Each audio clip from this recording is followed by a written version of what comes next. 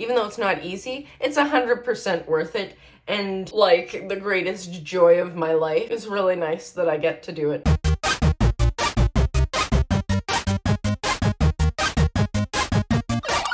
Morning. I don't know what the temperature is right now, but it was like 20 degrees at around 7 a.m.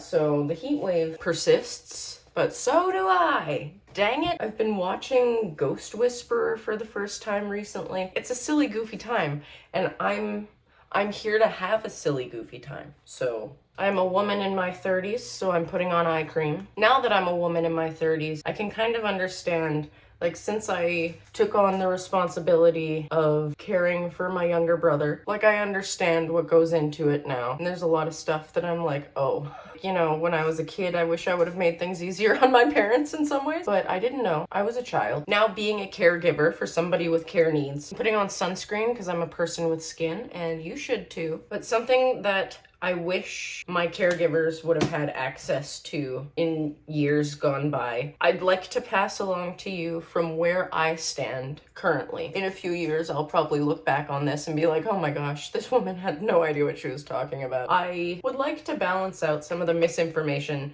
that was served to my caregiver, you know, when me and my sibling were young. Hi, Sadie, right on cue. How's my puppy dog? Are you just gonna...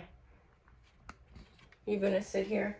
You sit here with me? Wanna put your paws across? No? What you doing? I love you.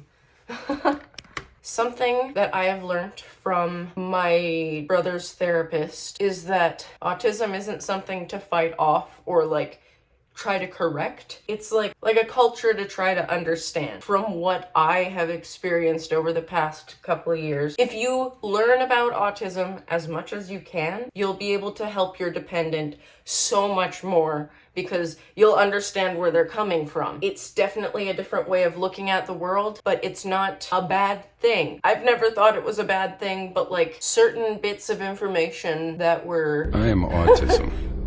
consumed by my caregivers, it painted certain neurotypes in a certain light, and it just, I think we need to paint over that image. From my experience, if you lean into the autism, and I don't know, for me personally, it doesn't impact my life that much to make changes for my dependent, but that is a whole other conversation that I'm waiting to have with a psychiatrist.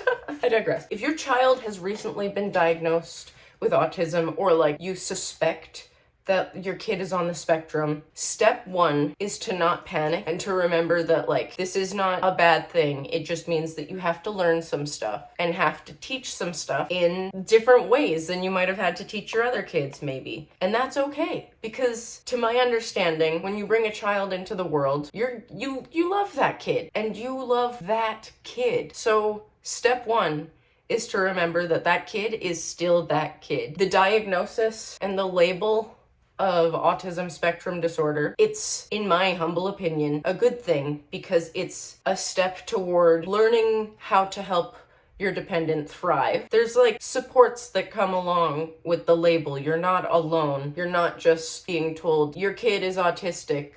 But there's groups where parents can talk to each other about challenges that they're facing in the parenting process with a child on the spectrum. Obviously, it's challenging to learn how to parent in a way that you didn't expect or don't know how to. Parents of kids with autism are facing challenges, and kids with autism are not a challenge, if that makes sense. I hope that makes sense. The diagnosis can impact your whole family, but and it's difficult. There will be bumps in the road. Nobody is perfect. I am not perfect, but life is a highway. Sometimes you need to do some construction so that the highway can be ridden all night long. Step two, I guess, when you notice, hey, I think my kid has something going on that like they need some support that I don't know how to provide. Get that support and learn as much as you can about the way that your child experiences the world and the way that they understand things. Like with every single person on the planet, you kind of develop your own language. It's like how you can look at each other and finish each other's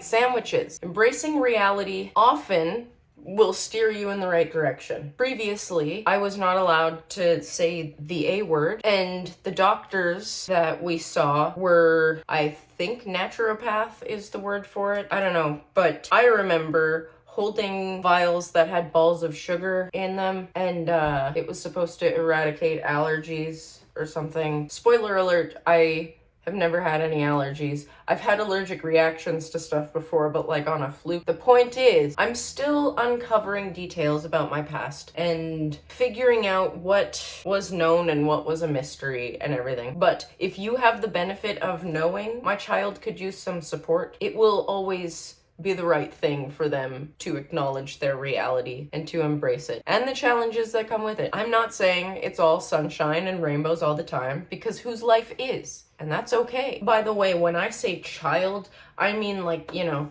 autism is usually diagnosed like at a very early age, like around 3 to 4, I guess. I don't know. And like that's the traditional path. Just like as a cautionary tale, that was not the path that was walked for us. And now, as adults, we have to pave the way ourselves. And it's just, if you deny reality, you're only making things easier for yourself in the short term, which makes things easier for nobody in the long term, I guess is kind of the point I'm trying to make. With that being said, even though it's not easy, it's 100% worth it.